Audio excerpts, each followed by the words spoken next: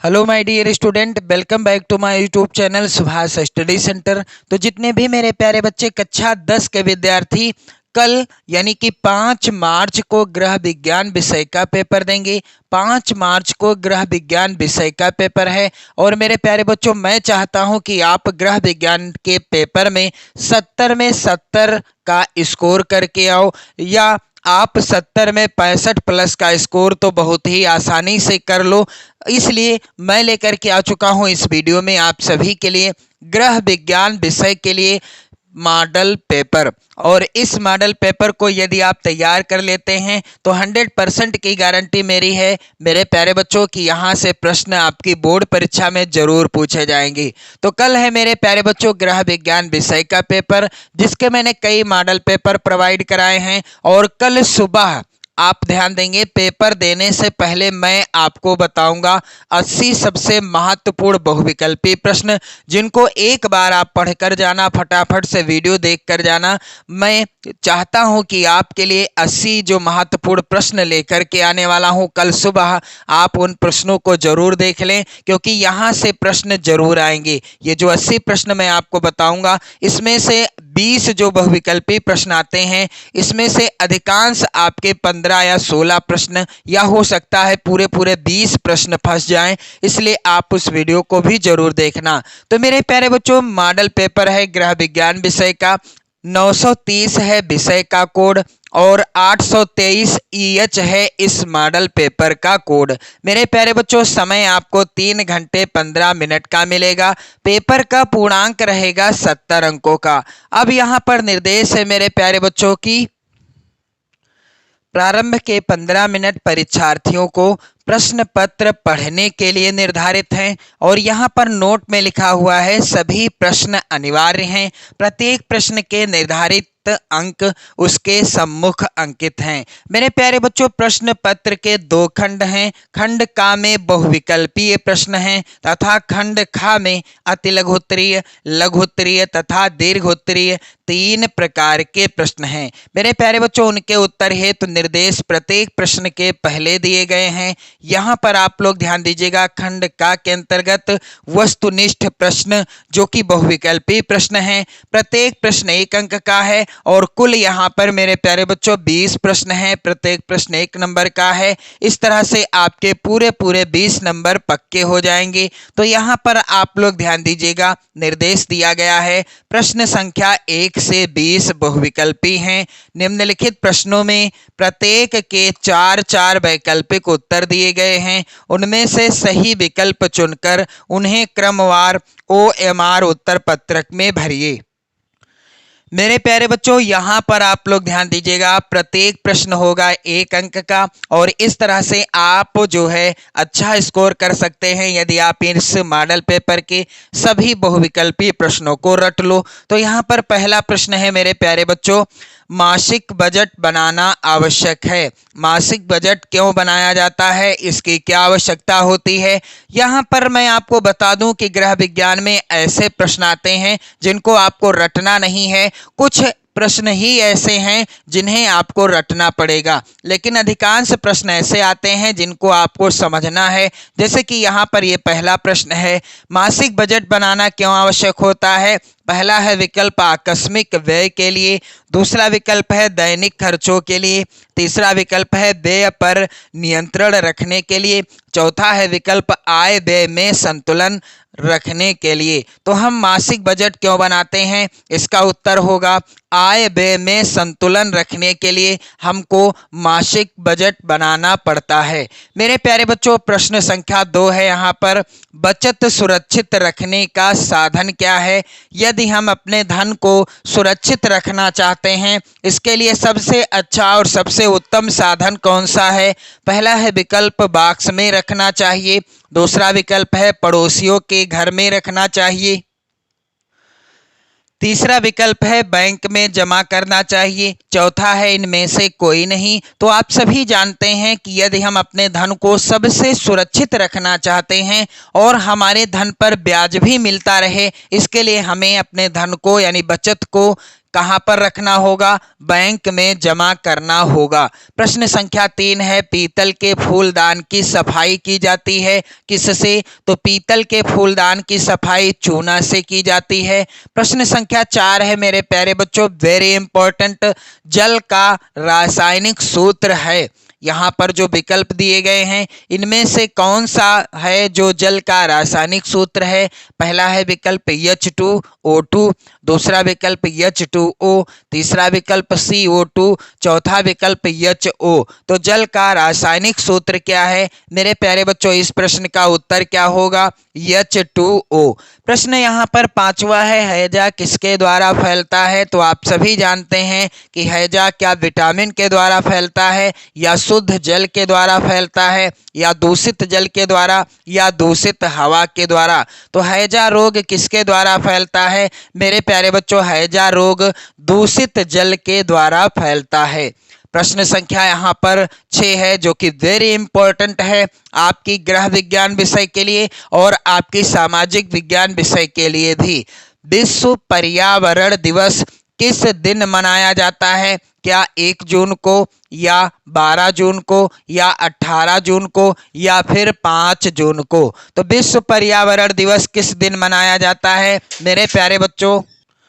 विश्व पर्यावरण दिवस 5 जून को, प्रत्येक वर्ष 5 जून को मनाया जाता है। प्रश्न संख्या 7 है मेरे प्यारे बच्चों, ध्वनि प्रदूषण के कारण क्या हैं? पहला है विकल्प वाहनों के हॉर्न, दूसरा विकल्प है सायरन, तीसरा विकल्प है लाउड स्पीकर, चौथा है इनमें से सभी। तो ध्वनि प्रदूषण के क्या कारण हैं? ध्वनि प्रदूषण के कारण है वाहनों के हॉर्न, सायरन भी है, और लाउड स्पीकर के द्वारा भी ध्वनि प्रदूषण होता है। उत्तर होगा इनमें से सभी।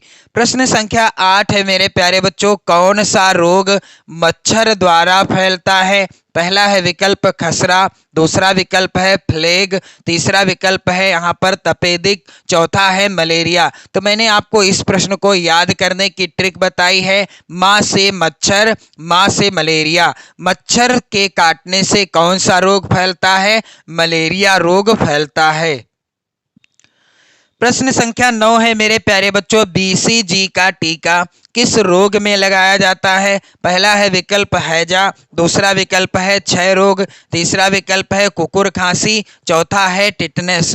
तो BCG का टीका किस रोग में लगाया जाता है? इस प्रश्न का उत्तर क्या हो जाएगा? BCG का टीका क्षय रोग यानी टीबी, जिसे टीबी के नाम से भी जाना जाता है, जिसे तपेदिक भी कहते हैं, उसमें लगाया जाता है। यानी उस रोग को उस रोग की रोकथाम के लिए लगाया जाता है, टीबी या तपेदिक या क्षय रोग।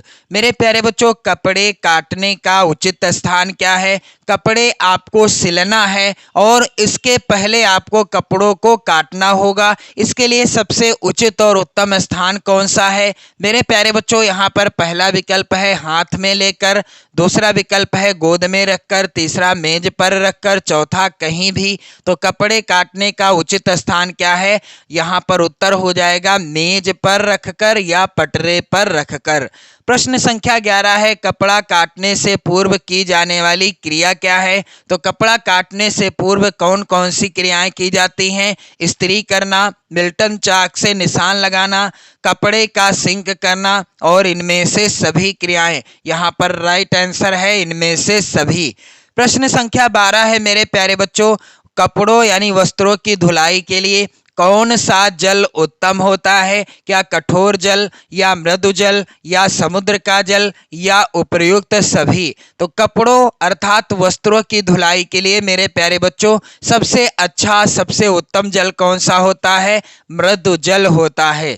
प्रश्न संख्या 13 है, यहाँ पर आधुनिक प्रकार का ईंधन क्या है? यहाँ पर पहला है विकल्प कोयला, दूसरा विकल्प है लकड़ी, तीसरा विकल्प है कोयले से बनी गुठलियां, चौथा है विकल्प गैस। तो आधुनिक जो ईंधन है वह कौन सा है? गैस है। मेरे प्यारे बच्चों प्रश्न संख्या 14 है, शरीर वृद्धि में सहायक है, यानी शरीर की वृद्धि में सहायक क्या होता है? क्या वसा या प्रोटीन या कार्बोहाइड्रेट या विटामिन? तो आप सभी जानते हैं हमारे शरीर की वृद्धि में क्या सहायक होता है? प्रोटीन सहायक होता है। प्रश्न संख्या 15 है मेरे प्यारे बच्चों, विटामिन सी की प्राप्ति का स्रोत क्या है? पहला है विकल्प दालें, दूसरा विकल्प है दूध, तीसरा है मक्खन, चौथा है खट्टे फल। तो विटामिन सी किसमें प्राप्त होता है? विटामिन सी खट्टे फल, और खट्टे फलों में जैसे कि आंवला हो गया और संतरा हो गया, नींबू हो गया, ये जो हैं विटामिन सी के स्रोत हैं। मेरे प्यारे बच्चों प्रश्न संख्या यहाँ पर 16 है, भोजन पकाने में किसका प्रयोग हानिकारक होता है? तो आप सभी जानते हैं कि भोजन पकाने में यदि हम मसाले और तेल का प्रयोग करते हैं तो लाभदायक होगा, निश्चित मात्रा में प्रयोग करते हैं तो, और यदि हम भोजन पकाने में सोडा का प्रयोग करते हैं तो ये क्या होगा? हानिकारक होगा। प्रश्न संख्या 18 है मेरे प्यारे बच्चों, मानव शरीर में पसलियों की संख्या कितनी होती है? क्या 20 होती है, 30 होती है, 28 या 24? तो मानव के शरीर में पसलियों की संख्या कितनी होती है? इसका उत्तर हो जाएगा 24। प्रश्न संख्या 19 है, मोच आने पर निम्न में से किसका प्रयोग करते हैं? तो इसका उत्तर आप सभी जानते हैं कि यदि आपको या किसी को मोच आ जाती है तो आप आयोडेक्स का प्रयोग ही करेंगे। प्रश्न संख्या 20 है, बर्फ की टोपी का प्रयोग करते हैं, तो बर्फ की टोपी का प्रयोग कब किया जाता है? यहाँ पर उत्तर हो जाएगा ठंडी सेंक देने के लिए।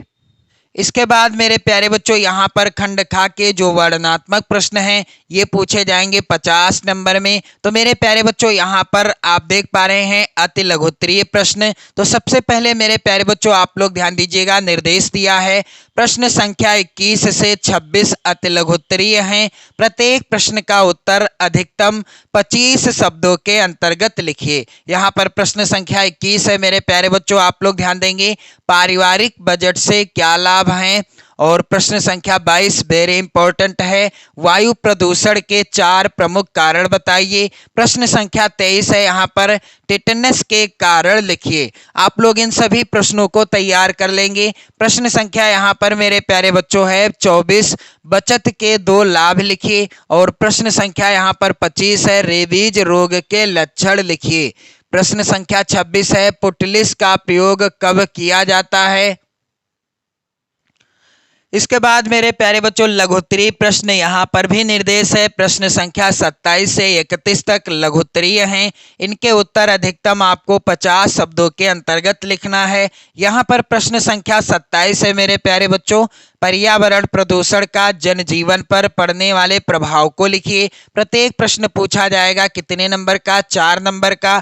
अथवा में प्रश्न है, जल किन कारणों से अशुद्ध होता है? अशुद्ध जल से होने वाले रोगों की सूची बनाइए। प्रश्न संख्या यहाँ पर 28 है, ग्रह गणित का ज्ञान एक गृहिणी के लिए क्यों आवश्यक होता है? प्रश्न संख्या यहाँ पर 28 का अथवा है मेरे प्यारे बच्चों, चेचक के कारण लक्षण व रोग से बचने के उपायों का वर्णन कीजिए। प्रश्न संख्या यहाँ पर 29 है, बेबी फ्रॉक को आकर्षक बनाने के लिए क्या क्या प्रयोग करेंगी? और प्रश्न संख्या यहाँ पर अथवा है 29 का, 12% साधारण ब्याज की दर से 6,000 रुपये का 6 वर्ष में कितना ब्याज होगा?